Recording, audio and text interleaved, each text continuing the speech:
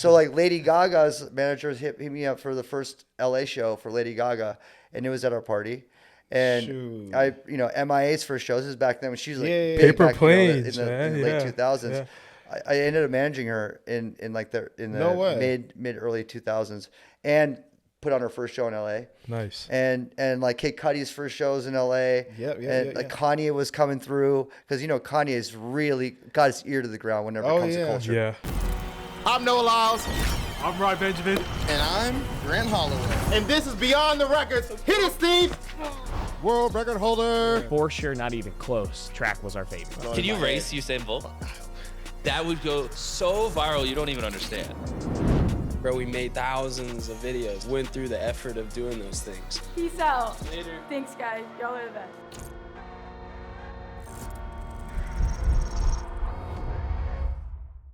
What's up, everybody? Welcome back to Beyond the Records podcast, brought to you by Offside. And today we have a very special guest, one of the most versatile people, hardworking, an icon in his own right, Steve Aoki.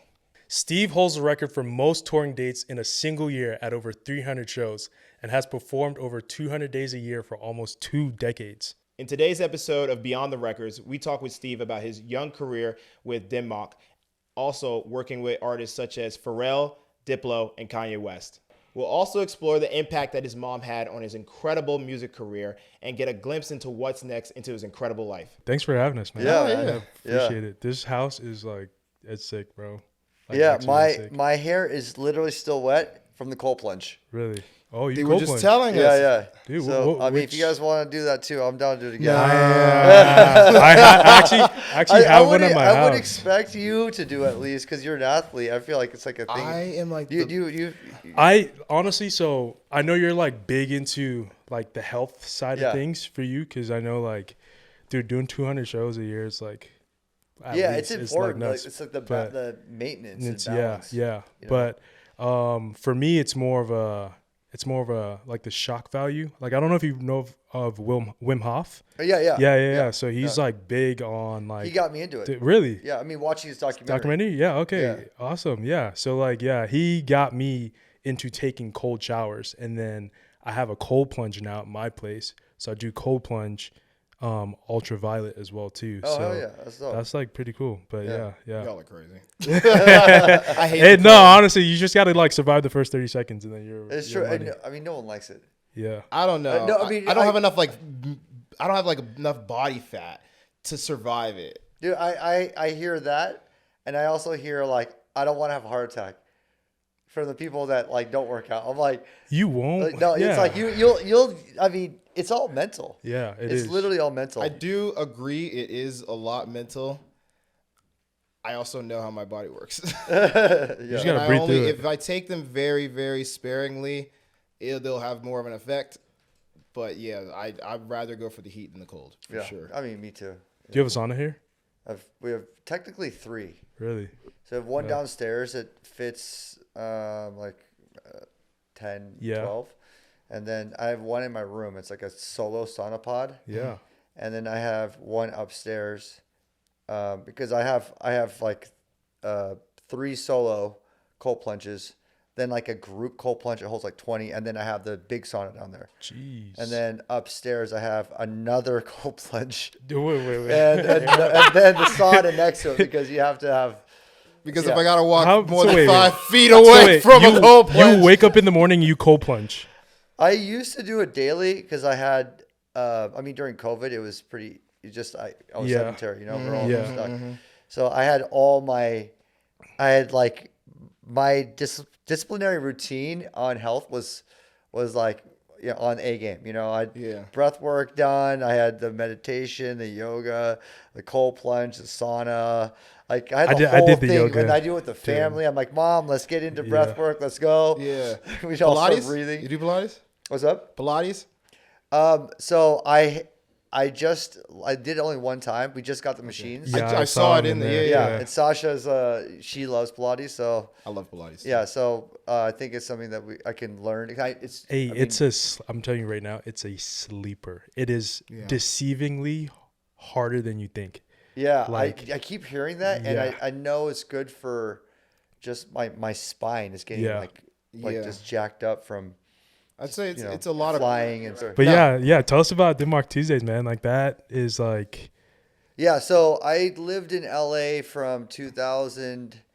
I moved to LA in 2002 and I left around 2014. Yeah. And strangely enough, of course, when people think of Steve Aoki, they think of me as a DJ. Yeah. I started DJing super late in my life because I feel like if you start DJing, you start DJing when you're a teenager or something. Yeah. But I started DJing after college. So when I moved to LA. So like how old? What age? Like 24.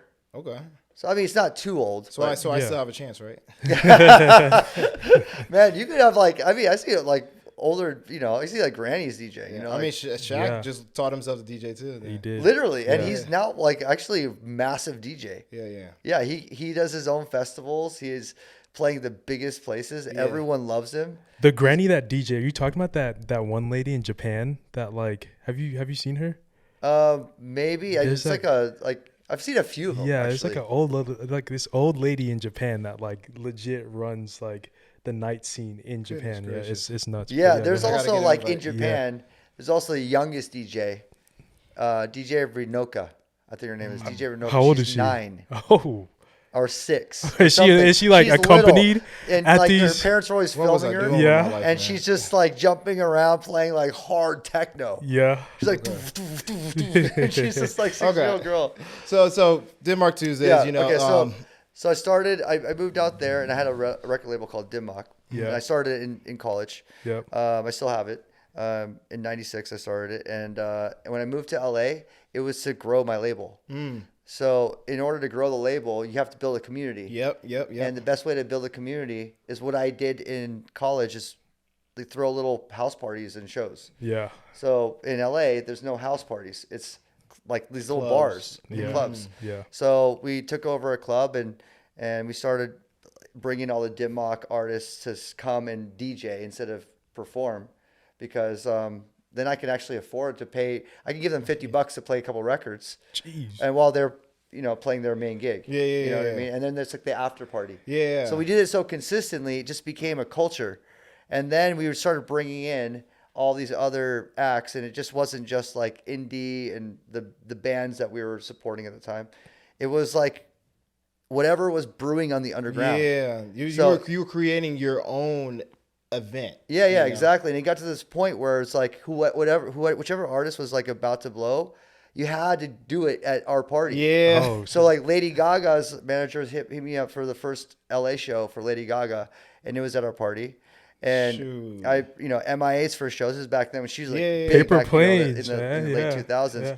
I ended up managing her in the mid early 2000s and put on her first show in LA. Nice. And like Kid Cudi's first shows in LA. Like Kanye was coming through because Kanye's really got his ear to the ground whenever it comes to culture. Yeah.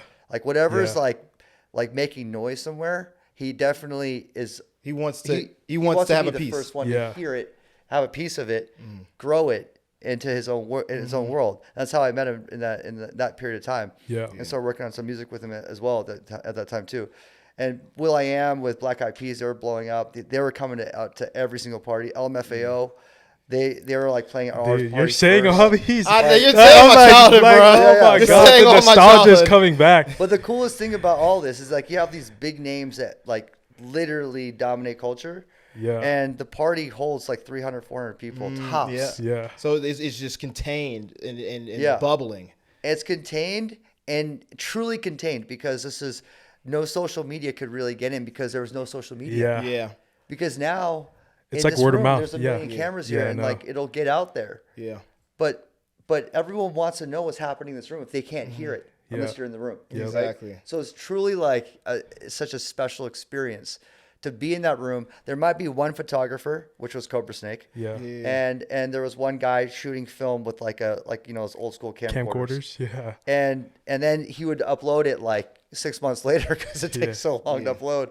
But it's just so cool to be part of something in a time where everyone's like truly trying to be in that room to hear what is happening in the underground. Yeah. And then what's happening is that like the will.i.ams and the Kanyes and like the bigger artists are going back in their studios, getting inspired, and literally, and then instantly just taking that and making like what the next level of music is. So when you were creating it, did you have a goal for it, or did it just you were just like, hey, let's ride the wave while it's going on, and then further down the line, you're like, okay, now I see where this can go, and I'm gonna use that. Yeah. So this was also a great incubation ground for my label, because whether we were like breaking artists, or we were signing artists that were like that needed help.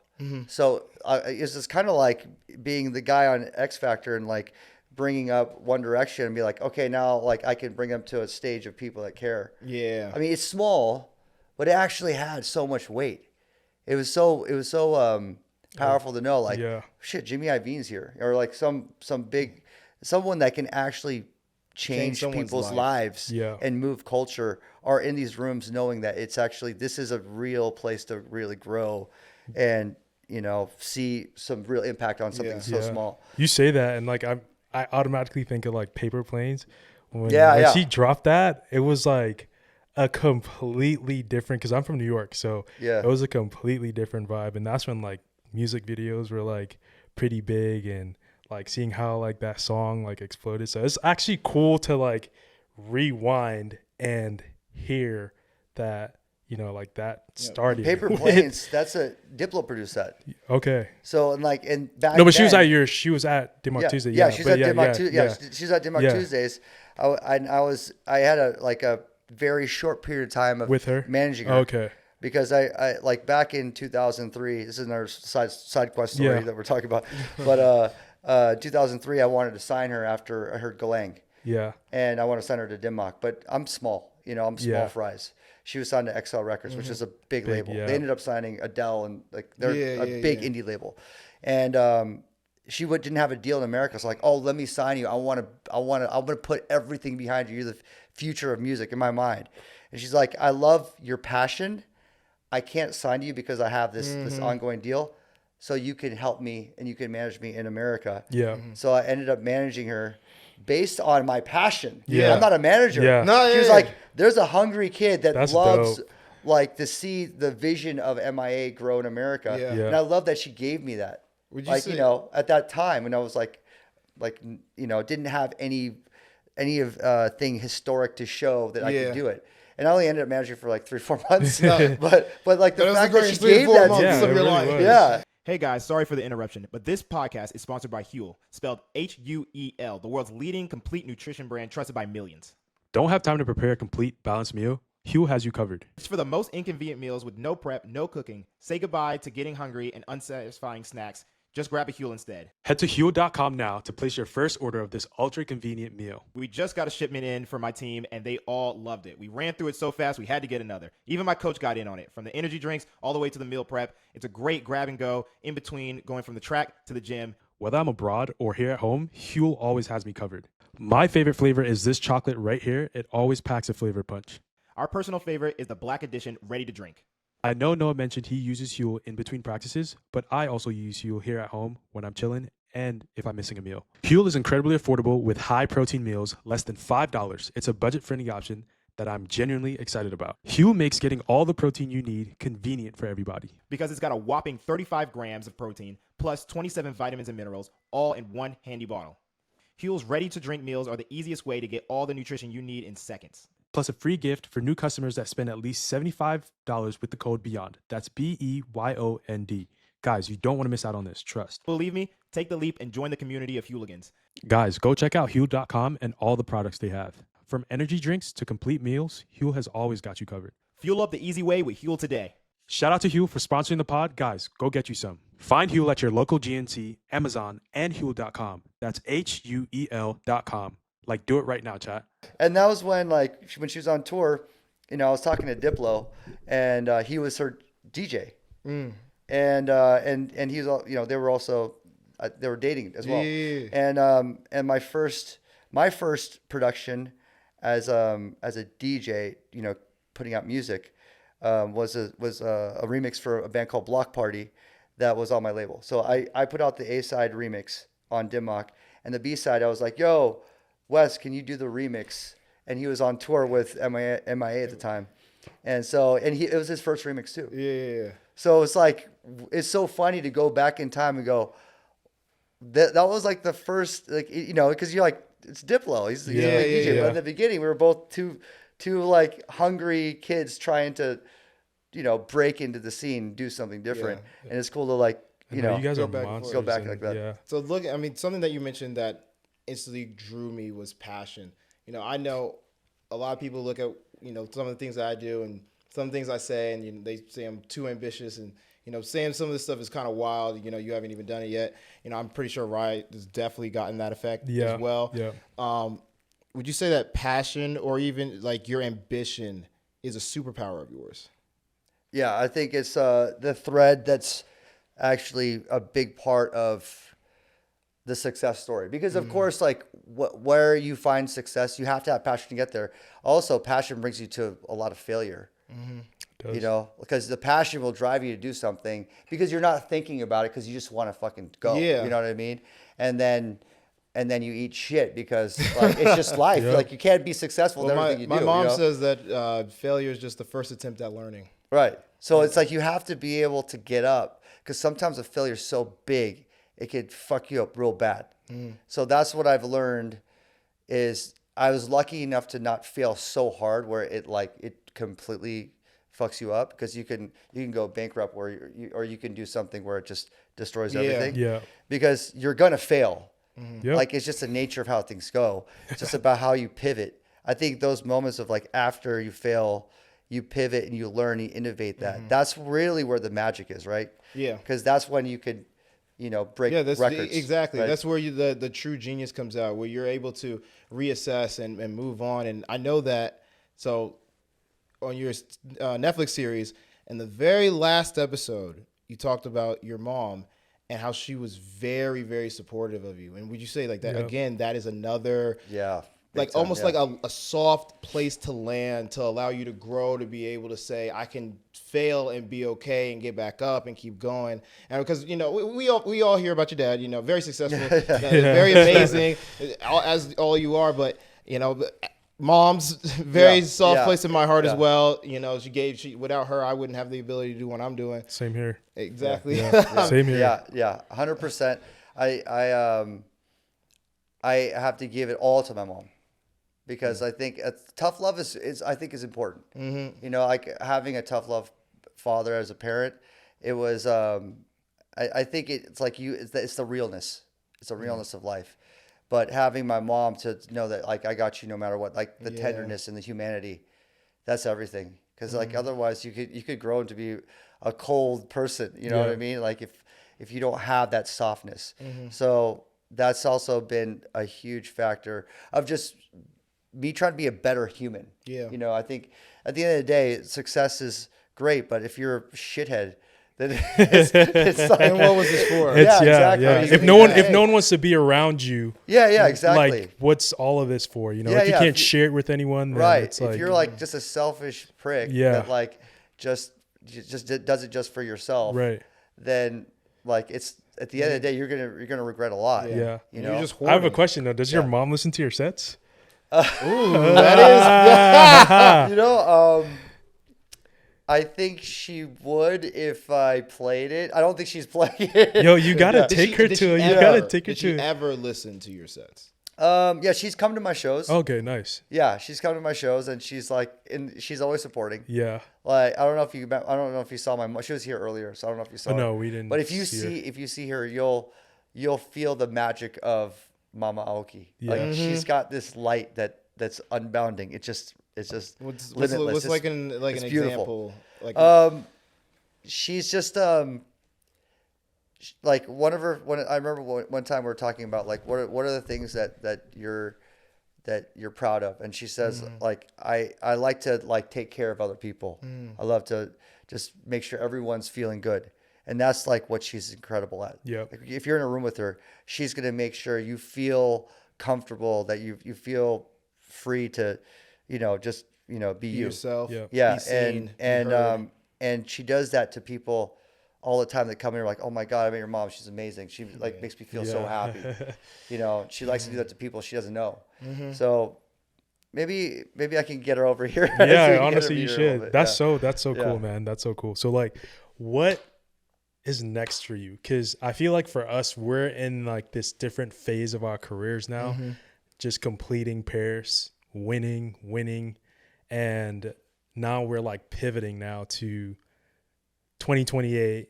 It's here. It's in LA. Like it's where we're home side. So like we got home field advantage. we we're just trying to find our footing now and encapsulate like what it's gonna take to get there. So I know for you, like I feel like you're at a different point in your career now, given the immense amount of success that you've had. Like what's next for you? One of my big focuses, actually two of my big focuses, one of them is it's related to my music, is Hero Quest. So it's an IP. Yep. It's an anime-based IP. So I think he's talking my language now. Yeah, I'll give you guys some books. Like I wrote the first book of Hero Quest. So writing that book was a challenge. Building the IP is a challenge. Building the story, building the cards, the development of all that is it's something new to me. So creating a whole new team, because you know how it works. Whenever you do something, you need to make sure your team is on point. Right. Whatever it is. My music team is on point because that's what I do. I feel that for sure. So this whole new IP creation and development, new challenge, is like a massive undertaking. But once we get it off the ground and lift it off, I'm excited to see where that can go. To give you an example, like Pokemon, it's a $90 billion IP. Oh yeah. And it's like it's from the idea of to create these wonderful stories with these beautiful little characters. You know. And people get obsessed over time. It's just, I love being in that world, but I also love being a creator in that space. So that's one. And two is getting people to take music more seriously as far as collectibles. So, everything we're in a room of collectibles right now. We have grading cards. I've been geeking out. We got some graded manga. Yeah. Okay. Geeking out we should probably talk about it a little bit if we have time. And vinyl and music is also an asset that is slowly being looked at as a valuable asset. It's like it's not just it appreciates over time. Right. So that's why I've started this grading company to grade music and to authenticate music and its value in its place. Yep. And so like we helped Eminem grade one of his first albums. And he signed it as like limited to 150 copies, and it ended up being the highest selling hip hop album of all time. It's funny that you talk about that because I study a lot of different mediums, and baseball was one of the sports that I came, under the idea of like, okay, what makes baseball memorabilia so valuable? And what I figured out is they authenticate it right on the spot. Yeah. And that moment right there where you can look at the authentication and the person, and you can look at the video, the person who caught it and all this, like that makes a moment. And that makes people want even more. So now some people are just coming to the event so that they can actually have a piece of history that drops in their hands and is authenticated and then eventually appreciates in value over time. So there's so many ideas that I agree that, like you just want to take that and move it over here and watch it grow. And being very versatile, because as a creator, I could see how creative you are, and I know that one project is never enough. It gets boring. It gets really boring, and you want to touch so many things. And I was recently watching Pharrell's movie, Piece by Piece, and it's something that I've noticed between all creators, like they can't just stay in one box. Right. Have to touch as many things as possible. Because it's like, for example, like Pharrell. He's a producer, he's an artist, but he's a culture creator. Yeah. So it's like music is culture. Yeah. Right? Like sport is culture. What you guys do is culture. Yeah. You guys are disrupting culture on every level. It's not just people that love like what you do are obsessed with you. Like everyone hears about it. Yep. So, and the same with music. Like you hear it's like everything that we do, they're so interlinked. So whether Pharrell's like doing something with Legos or Louis Vuitton, or dropping a new album or producing music, or you find a way to link skincare or whatever it might be. It's like, and then you trust the people that you trust their sense of style. You're like, you know, because like with Pharrell, I mean, I trust his sense of style. Whatever he likes, I generally do like. So I'm excited to hear the next thing. Yeah. Just like to hear the next album by your favorite artist. You're probably going to buy it if you like the last one. Yeah. You know, or not necessarily buy it. Who is your go favorite listen to artist it. right now? God, there's so many. You know, like that's the thing about being a DJ. You just become a pop culture. Who's your favorite blender DJ's favorite artist? Yeah. But like, I go across. Who are you gravitating towards more right now?